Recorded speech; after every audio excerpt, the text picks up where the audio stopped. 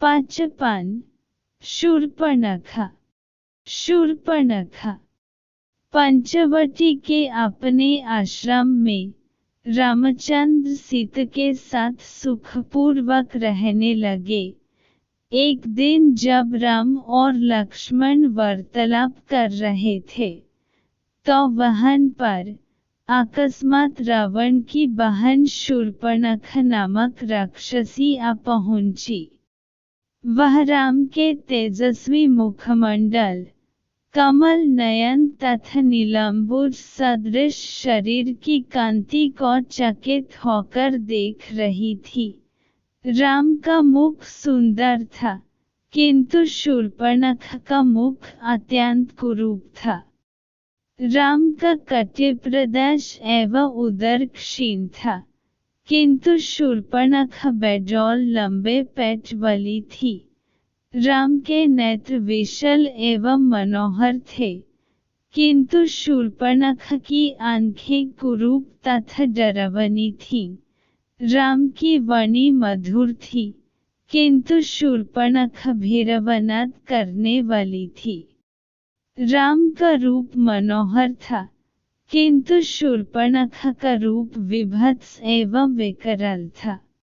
उन्हें देखकर उसके हृदय में वासना का भाव जागृत हो उठा। इच्छानुसार रूप धारण करने वाली वह राक्षसी मनोहर रूप बनकर राम के पास पहुंची और बोली, तुम कौन हो? राक्षसों के इस देश में तुम कैसे आ गए? तुम्हारा वेश तो तपस्वियों जैसा है, किंतु हाथों में धनुष बाण भी है, साथ में स्त्री भी है।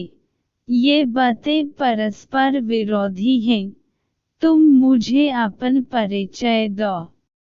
राम ने सरल भाव से कहा, हे देवे, मैं अयोध्या के चक्रवर्ती नरेश महाराज दशरथ का ज्येष्ठ पुत्र राम हूँ। मेरे साथ मेरे छोटे भाई लक्ष्मण और जनकपुरी के महाराज जनक की राजकुमारी तथा मेरी पत्नी सीता हैं। पिताजी की आज्ञा से हम 14 वर्ष के लिए वनों में निवास करने के लिए आए हैं। यही हमारा परिचय है।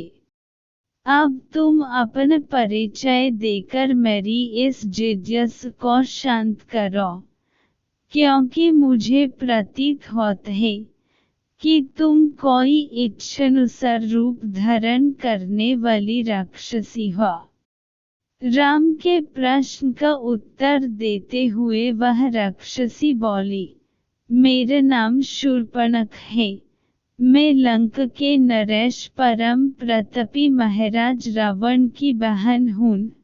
समस्त संसार में विख्यात विशालकाय कुंभकर्ण और परम नीतिवान विभीषण भी मेरे भाई हैं। वे सब लंका में निवास करते हैं।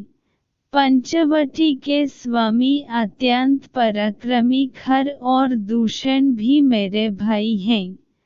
संसार में शायद ही कोई वीर ऐसा होगा जो इन दोनों भाइयों के साथ समरभूमि में युद्ध करके उन्हें पराजित कर सके। मैं सर्व प्रकार से संपन्न हूँ और अपनी इच्छा तथा शक्ति से समस्त लोकों में विचरण कर सकती हूँ। यह तुम्हारी पत्नी सीता मेरी दृष्टि में कुरूप, ओछी, विकृत मानवी है और तुम्हारे योग्य नहीं है। अतः तुम मेरे पति बन जाओ। मैं ही तुम्हारे अनुरूप हूँ। इस अबला सीता को लेकर तुम क्या करोगे? तुम्हारी भार्या बनने के पश्चात मैं तुम्हारे भाई और सीता को खा जाऊंगी और तुम्हारे साथ विचरण करूंगी। उसके प्रस्ताव के उत्तर में राम मुस्कुराते हुए बोले, भद्रे, तुम देख रही हो कि मैं विवाहित हूँ और मेरी पत्नी मेरे साथ है। हान, मेरा भाई लक्ष्मण यहन अकेला है।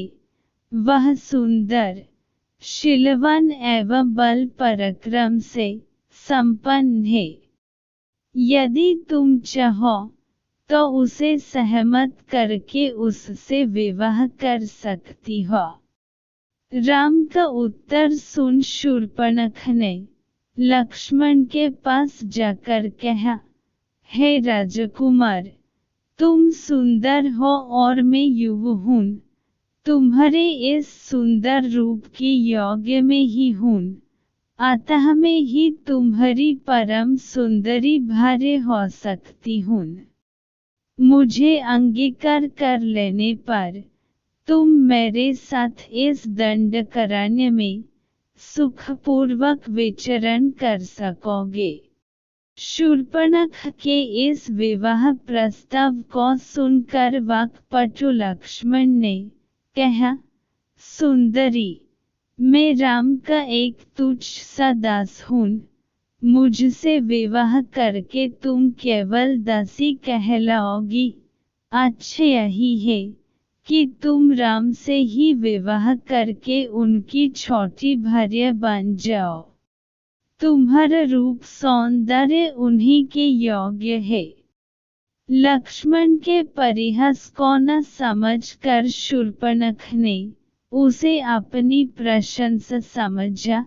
वह पुनः राम के पास जाकर क्रोध से बोली, हे राम, इस कुरूप सीता के लिए तुम मेरा विवाह प्रस्ताव अस्वीकार करके मेरा अपमान कर रहे हो।